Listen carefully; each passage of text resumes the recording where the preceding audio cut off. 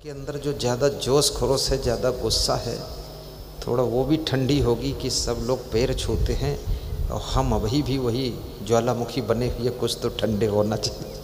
तो उनको उनको भी शीतलता आ जाएगी। आजमगढ़ के एक भक्त मुझसे कह रहे थे कि हमका तो हमारी बड़ी बहू सुधार दी। हम कहें कैसे सुधारी? डंडे से पीटा कि बेलन से पीटा है? बोले पीटा उटा कुछ नहीं है, वो इतनी विनम्र है, इतनी सीधी है, इतनी सरल है कि हम गर्म बहुत जल्दी हुए थे तो वो कुछ बोलती ही नहीं है और रो लेती है और फिर भोजन बनाकर प्रेम से हमको दे देती है। तो हमारी गुस्सा सब आधी शांत हो गए और आधी बची रहे वो तुम्हारे प्रवचन से शांत हो गए। अब बिल्कुल ठीक है, लेकिन थोड़ा अहंकार बचा है, उसको भी निकालना है। ये सब चीज़ें अंदर भरी रहती है आदमी के अंदर। आपकी नम्रता दूसरों को भी सुधारती है। लोग देखते रहते हैं कि अरे इतना सरल व्यक्ति, इतना महान व्यक्ति।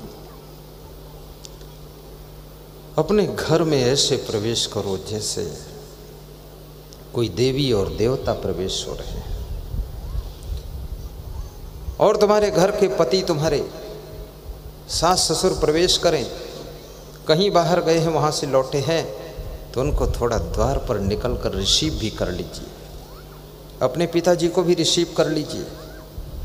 आपने बहुत गौर से देखा होगा, आपके घर में अगर कोई कुत्ता रहता है, द्वार पर कोई कुत्ता रहता है, या कुत्ता आपने पाल लिया है, या अपने आप ज़बरदस्ती कब्जा करके वहाँ बैठा रहता है। कुछ कुत्ते पाले जाते हैं, कुछ कुत्ते ज़बरदस्ती कब्जा कर लेते हैं। तुम लात मारो चाहे डंडा मारो, जाते नहीं, रोएंगे चिल्लाएंगे फिर वहीं आएंगे।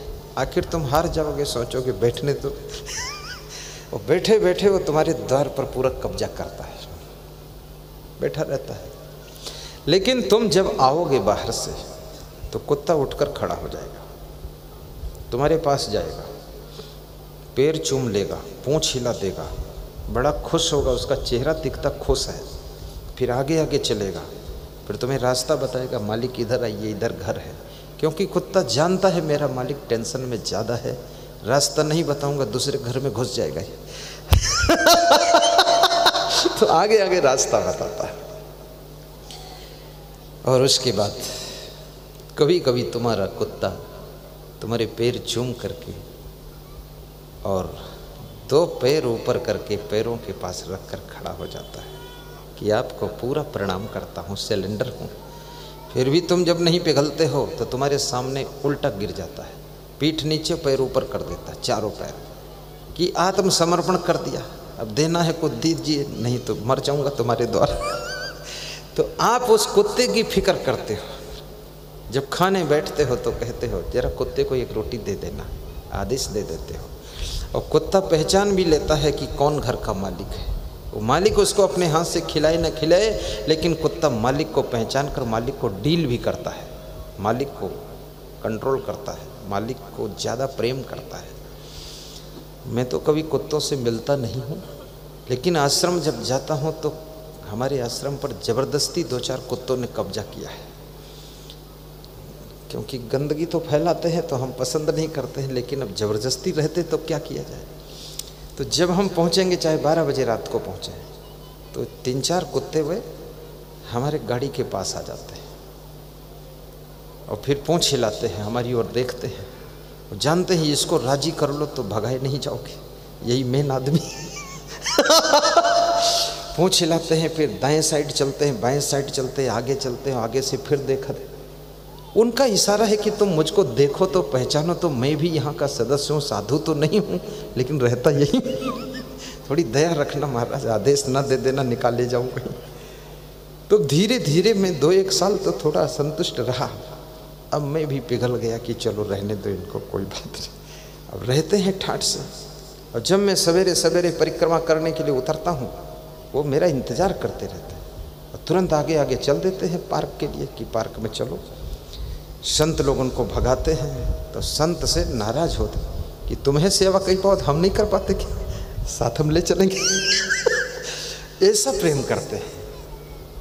कुत्ता हमको सिखाता, जूठी रोटी खाकर, टुकड़ा खाकर, जमीन में बैठकर लौटकर हमको सिखाता है कि वफादारी क्या चीज़ होती है, प्रेम क्या चीज़ होती है, समझदारी क्या चीज़ है। लेकिन घी चुपड़ी रोटी खाने वाला बेटा, दूध घी शक्कर मलाई खाने वाले घर के लोग जब तुम आते हो और अपने बेडरूम में लेटे रहते हैं और तुमको रिसीव नहीं करते हैं, तुम्हारे मन को पीड़ा होती है। इसलिए लोग कुत्ता पाल लेते हैं, लेकिन आदमी को पालने में थोड़ा सोच विचार करते हैं कि कुत्ता ज़्यादा अच्छा है। जूठी रोटी खा करके भी कुत्ता प्रेम करता है अपने मालिक से। मैं बेटे और बेटियों से कहूँगा, बहुओं से कहूँगा, जिन्होंने इतना अच्छा मकान बनाया, इतनी अच्छी प्रॉपर्टी बनाई है, गाड़ी लाए हैं और सब कुछ तुम्हारे लिए इंतज़ाम किया, ज़मीन जगह सब फैलाई है, वह अगर घर में आते हैं तो कृपया मुस्करा कर उनको मिलना, प्रेम करना, उनके पैर छू लेना और आदर पूर्वक उनको चाय नाश्ता भोजन खिलाना और कहना कि फिर जल्दी लौट करके आना। कम से कम कुछ नहीं कर सकते हो उनके साथ, वह तुमसे ज़मीन नहीं मांग रहे, मकान नहीं मांग रहे हो, तो सब बना के तुम्हारे लिए रेडी किए हैं, तो उनसे प्रेम तो कर ही सकते हो, मुस्करा कर बोल सकते हो और दूर से थक कर आए तो उनको रिसीव करके कुर्सी पर बिठा कर एक गिलास पानी पिला सकते हो।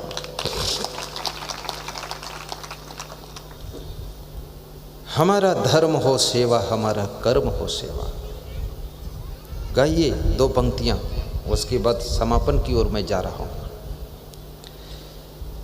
हमारा धर्म हो सेवा, हमारा कर्म हो सेवा, हमारा धर्म हो सेवा,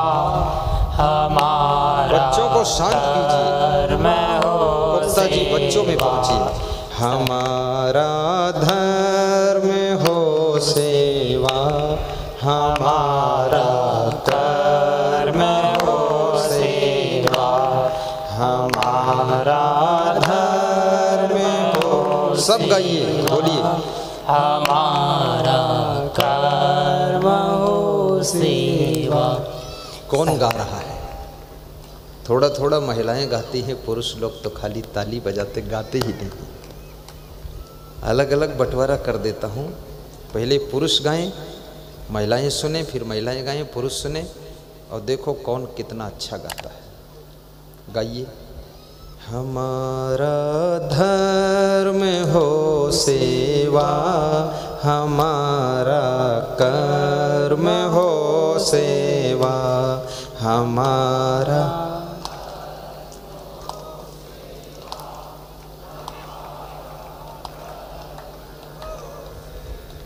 वाह, एटा की आवाज़ है अच्छी, मधुर मधुर है, लेकिन ऐसा लगता है कि तुम्हारे गला में कुछ फंसा हुआ है, साफ नहीं है। थोड़ा साफ कर लो गला। अब इनसे गवाता हूँ, देखना, तुम सुनना, ये गाएंगे, माताएं गाएंगी अब। हमारा धर्म हो सेवा, हमारा कर्म हो सेवा, हम।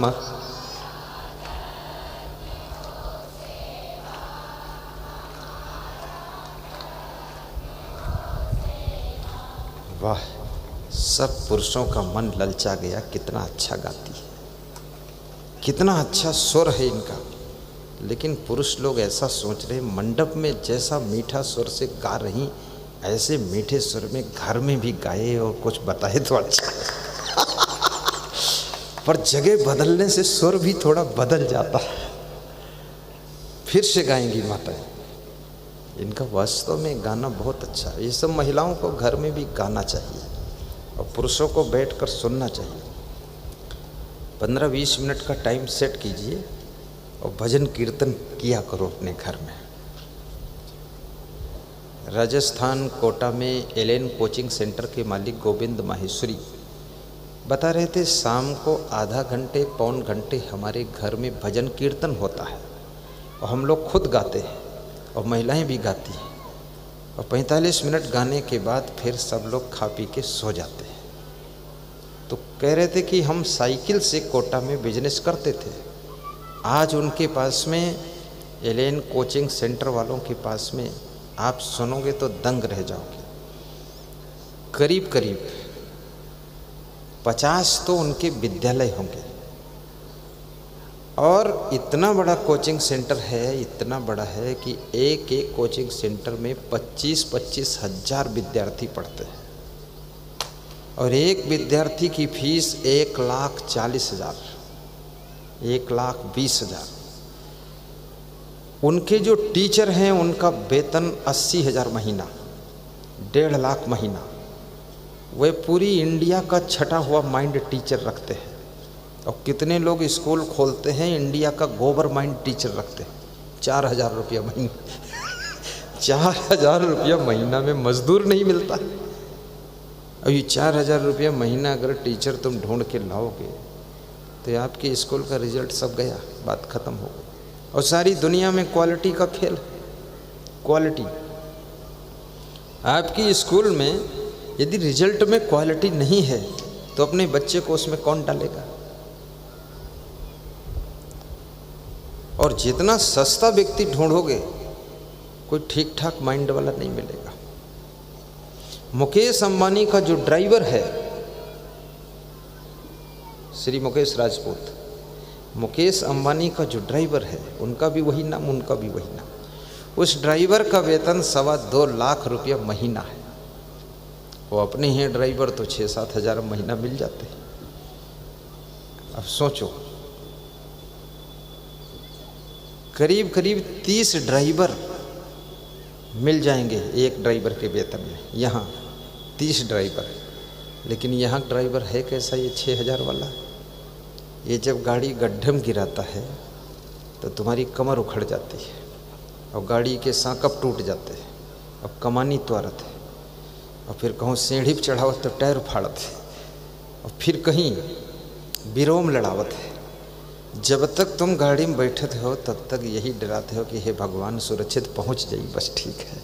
ई मॉडल का ड्राइवर एक्सीलेटर लेता है तो पीछे गिर जाते, और ब्रेक मारे तो आगे के लुढ़क जाते, और ये लुढ़कत पुढ़कत तुम पहुंच जाते फर्रुखाबाद तक। इस मॉडल के ड्राइवर है, एक क्षण चैन नहीं मिलती उसके साथ। गाड़ी तो वो चलावत है, टेंशन में तुम बहुत, दिन भर बतावा करते, रुको रुको रुको, बचे बचे बचे, लड़ गई लड़ गई।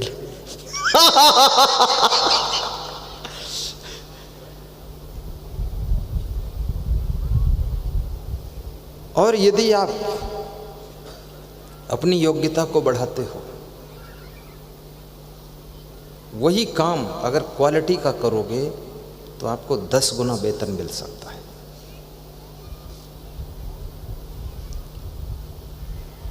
सब महिलाएं भोजन बनाती हैं, सब दाल भात बनाती हैं। किसी किसी का दाल भात ऐसा है कि आधा भात कच्चा है, आधा पक्का है। किसी किसी का भात तो पूरा रबड़ी है, और किसी किसी का भात तो पूरा चीटा है, जहाँ पकड़ लो चपट का छोड़ते नहीं। और किसी किसी का भात तो ऐसे जैसे माटी का डीला काटे धर दिन थाली में लुढ़कत।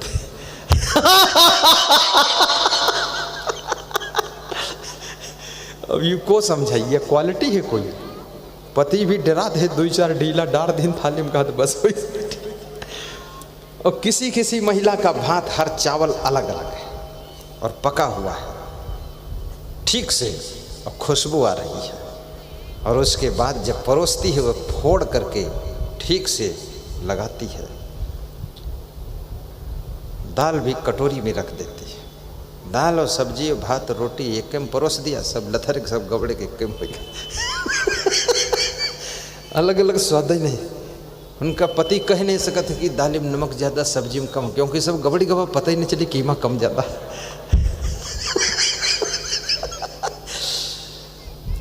परोसने में भी क्वालिटी होना चाहिए, भोजन बनाने में भी क्वालिटी हो, लेकिन खाने में भी क्वालिटी हो। खाने वाले कितने लोग खाते हैं तो पूरी थाली और कटोरी में छीछा लेदर करके, और उसी में सब हाथ वाथ धोएगा और नाक छिनिक फिनिक के भगमच्छर मचाए दिन पूरा।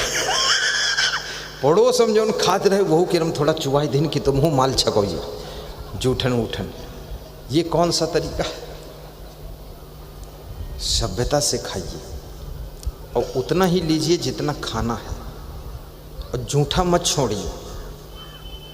और खाने के बाद थाली में पता नहीं चलना चाहिए इसमें कोई खाया है, इतना उसको पोंछ करके चाट के खा लीजिए। अब पोंछ के चाट के खाओ तो लोग कहते हैं बड़ा लालची है, सब चाट ली से। और उसी में सब जूठन उठन सब छीछा लेदर बना के छोड़ दो, कहा बड़ा होशियार है, देखो महान आदमी इसलिए आधा छोड़ गया। हाँ तो बड़ा आदमी है, थोड़ा बहुत खाइश छोड़ गया, बड़ा नहीं बड़ा बेवकूफ़ आदमी है। अन्न को बिगाड़ी से पूरा। हम और एक महात्मा राजस्थान में भोजन कर रहे थे, किसी के घर में भंडारा था, कोई साहनी परिवार था। तो हमारे साथ एक साधु और खा रहा था। तो पहली बात तो उसने भोजन ज़्यादा लिया, थाली भर दाल और 5-6 रोटी, और सब रोटी इकट्ठे दाल में बोर दी से। उसके बाद आधी खाई आधा पाधा छोड़ दी से। और मैं जो खाया, हमारा सिस्टम अलग रहता है, हम किसी का परोसा खाते ही नहीं, कोई दूसरे के साझे में क्यों रहें झंझट में। तो हर सामान मैं अलग अलग कटोरी में रखवाता हूँ। एक में रोटी है, दूसरे में चावल, तो खैर खाता नहीं लेकिन रख देते, कभी कभी रखा रहता है। दाल रख लिया, सब्जी रखी, और एक चम्मच रखता हूँ, और चम्मच से एक खाली थाली रखता हूँ।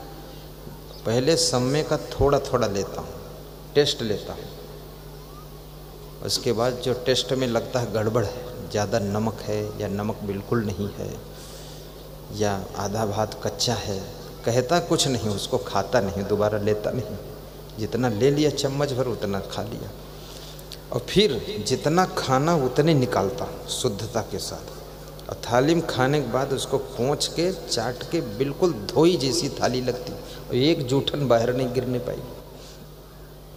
तो वो भगत खड़ा खड़ा देख रहा था, तो मेरे को देखा तो खुश हुआ, और उनका देखा छीछा लेदर सब, तो नाराज मेरे ऊपर हुआ।